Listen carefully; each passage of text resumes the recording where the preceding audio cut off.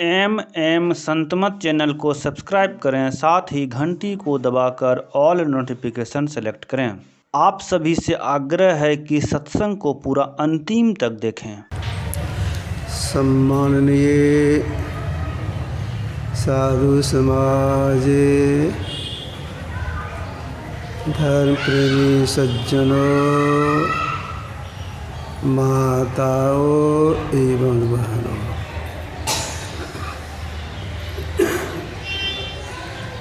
भगवान श्री राम को संसार के लोगों ने मर्यादा पुरुषोत्तम कहा है, क्योंकि ये मर्यादा में रहती थी और मर्यादा में रहने के लिए उपदेश भी दिया करती थी। ये अपने राजत्व काल में कभी कभी आम सभा बैठाती थी। उस आम सभा में गुरुजन, मंत्रीगण, प्रजागण सबके सब आती थी और भगवान श्री राम स्वयं उस आम सभा में आध्यात्मिक उपदेश देती थी,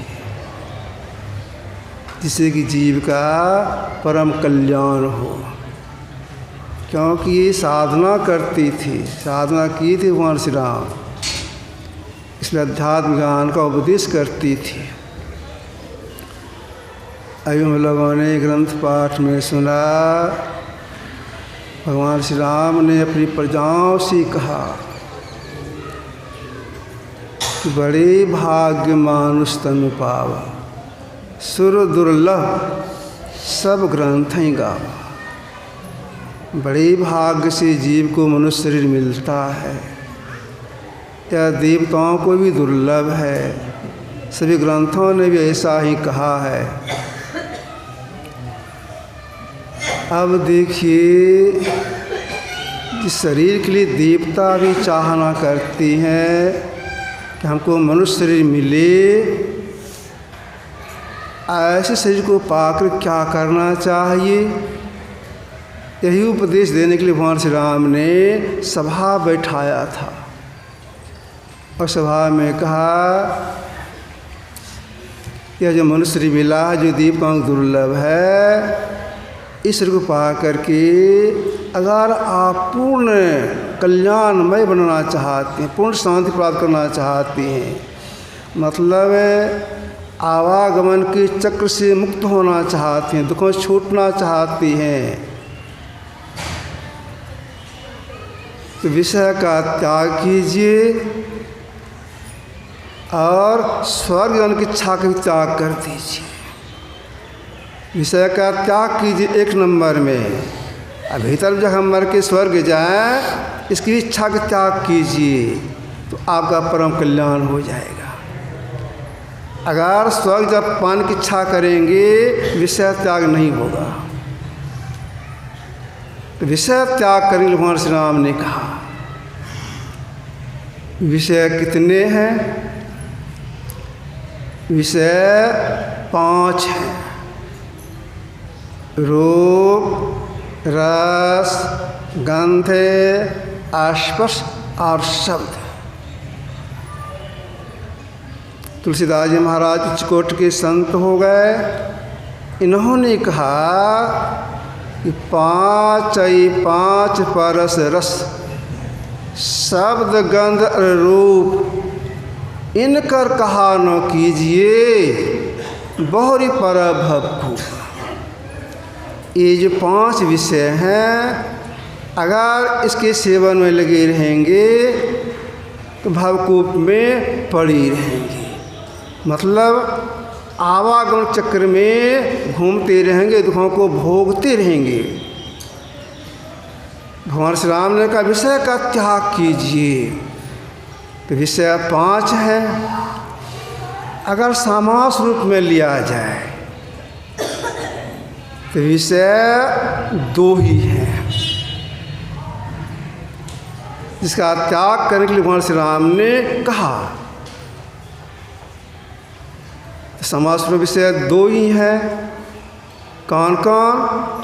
स्थूल विषय और सूक्ष्म विषय, जिसके त्याग करने से जीव का परम कल्याण होता है।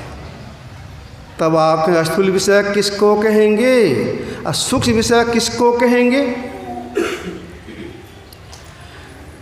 5 कर्मेंद्रियाँ, हाथ, पैर, मुंह, लिंग, गुदा। 5 ज्ञानेंद्रियाँ, आँख, कान, नाक, जीभ, चमड़ा। 5 5 10। 4 भीतर में है सबको। मन, बुद्धि, चित्त, अहंकार। 10 14। इन 14 के संग में रह करके आप और हम जो कुछ देखते हैं, सुनते हैं, छूते हैं, चखते हैं, कुछ भी करते हैं, ये सब की सब हो गए स्थूल विषय। सूक्ष्म विषय किसको कहेंगे?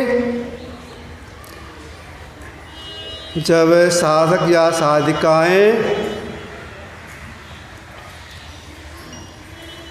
एक नाम का जप करते हैं, मतलब मानस जप करते हैं, मानस ध्यान करते हैं, शक्ति आ जाती है दृश्य योग करने की।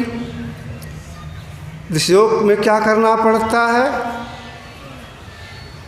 ये जो हम लोगों की 2 आँखें हैं और दोनों आँखों से दृश्य धारा निकल रही है और समांतर रेखा में निकल रही है। अगर कोई देखने कला से ठीक से देखते हैं तो देखते देखते सितारा अपने आप सटती है। तो जैसी सटती है वैसे ही उसी क्षण 5 कर्मेंद्रियाँ, 5 ज्ञानेंद्रियाँ ये छूट जाती है। 4 भीतर के इंद्रियों के साथ में रह करके जो वह जीवात्मा आगे चलता है, आगे चलने में जो कुछ देखता है, सुनता है, क्या देखता सुनता है? बिंदु को देखता है और कुछ देखता है, ब्रह्म प्रकाश को देखता है, अनंतनाथ को सुनता है। किसके साथ रह करके? मन, बुद्धि, चित्त, अहंकार, इसके संग में रह कर जो देखता सुनता है, इसी को महापुरुषों ने कहा सूक्ष्म विषय। प्रकाश में सूक्ष्म विषय ही है। इसको भगवान राम ने माया भी कहा है।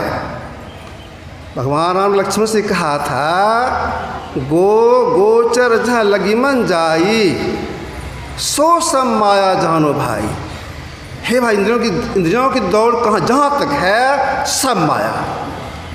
तो भीतर में ब्रह्म प्रकाश देखते हैं, अनाथ सुनते हैं, भीतर 4 इंद्रियाँ संग में है, सिर्फ वह भी माया, एक स्थूल माया नहीं, सूक्ष्म माया।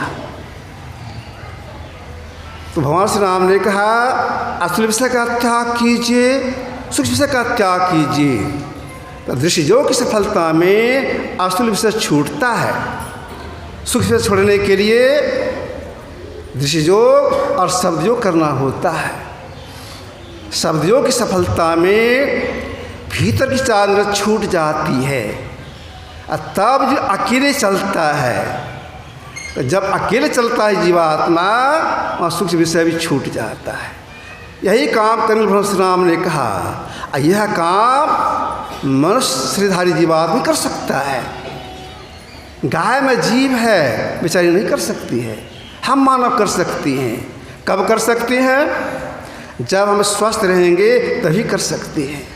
गुरुदेव की वाणी में है, स्वस्थ शरीर में स्वस्थ मन रहता है और स्वस्थ मन से ईश्वर उपासना होती है। प्रयास यह रहे हमारा शरीर स्वस्थ रहे, जिसे हम देर तक बैठ करके अंतर साधना कर सकें। अंतर साधना करने में समय लगाना होता है, जब तक समय नहीं लगाएंगे सफलता नहीं मिलेगी। समय लगा करके हम लोगों को कर्म सत करना चाहिए। इसकी जानकारी सत्संग से प्राप्त होता है। जानकारी के सत्संग जरूर आना चाहिए। और करने की प्रेरणा भी सत्संग से प्राप्त होता है, इसलिए प्रेरणा लेने के लिए सत्संग में आना चाहिए। यही आपकी सेवा में रखा। अब 4:30 बजने को है। बोलिए प्रेम से सभी सद्गुरु